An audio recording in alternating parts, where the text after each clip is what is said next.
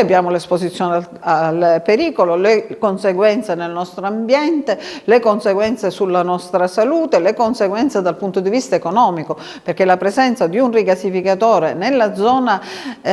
diciamo una delle principali zone turistiche siciliane, ma addirittura il primo sito più visitato in Sicilia, che è la Valle dei Templi, e nel contesto a metà strada fra i due principali attrattori, perché non dimentichiamo che dall'altro lato c'è anche la Scala dei Turchi, che è un altro grande attrattore turistico siciliano, in un territorio che può vedere il suo riscatto nella vocazione turistica per le grandi bellezze, per anche il patrimonio storico-archeologico, ma anche il patrimonio letterario. Dimentichiamo, qua c'è la strada degli scrittori, sia Pirandello che Camilleri in fondo sono di Porto Empedocle,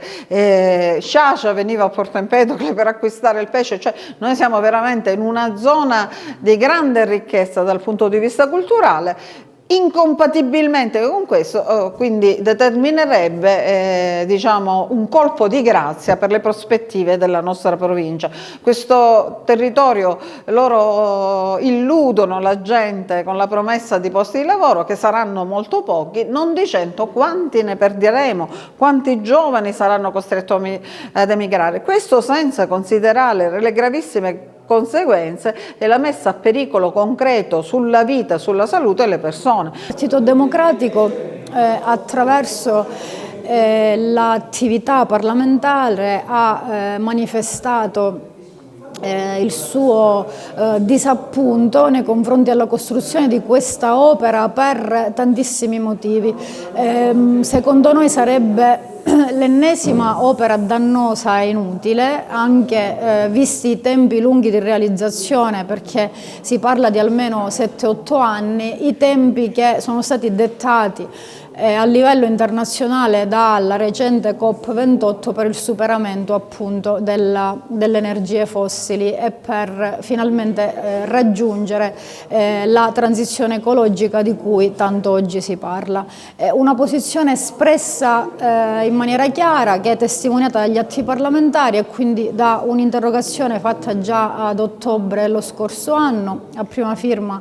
del segretario regionale del Partito Democratico Antonio Barbagallo, con la mia firma e dei colleghi siciliani del Partito Democratico, ma che è proseguita in Parlamento alla Camera dei Deputati attraverso una serie di emendamenti che sono stati fatti al decreto Energia e Territori, che proprio riguarda la costruzione di questo rigassificatore, e un ordine del giorno a mia firma con il quale abbiamo chiesto un impegno al governo per impedire la realizzazione di questa opera. Chiaramente il mio ordine del giorno ha avuto parere negativo ed è stato bocciato dalla Camera, dal Parlamento. Quello che ci tengo a dire è che continueremo nella nostra attività parlamentare, non solo, coinvolgendo anche gli europarlamentari del Partito Democratico. Il Partito Democratico ha espresso una posizione netta e chiara contro il rigassificatore di Porto Empedocle. Perché? Perché è un'opera pericolosa, dannosa e inutile. È pericolosa perché rientra nelle grandi opere infrastrutturali della direttiva Seveso,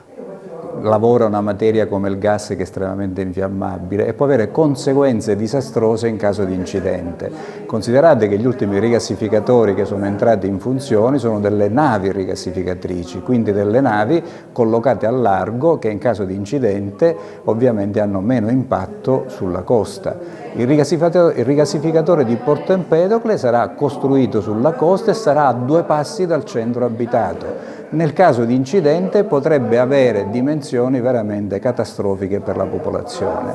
È dannoso perché non crea occasioni di sviluppo, perché impiegherà pochissima manodopera a regime, ma in compenso avrà un impatto ambientale fortissimo e creerà difficoltà a quello che è il vero motore di sviluppo di questa provincia e di questa zona, e cioè le attività di attrazione turistica, culturale, di sviluppo dell'agricoltura.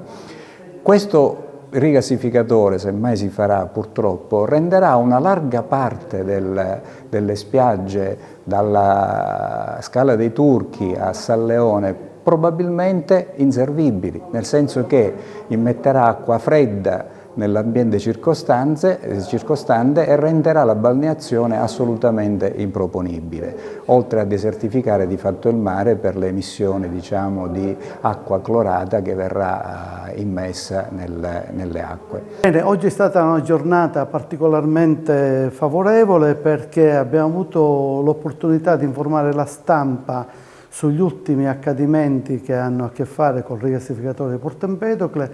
e soprattutto sul fatto che il governo regionale ha emanato un decreto pericolosissimo per la città, che è il DA numero 45, con il quale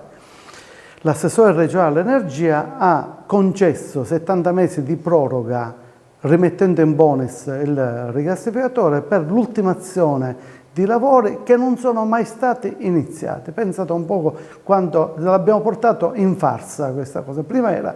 ridicola, ora è davvero una farsa. Allora noi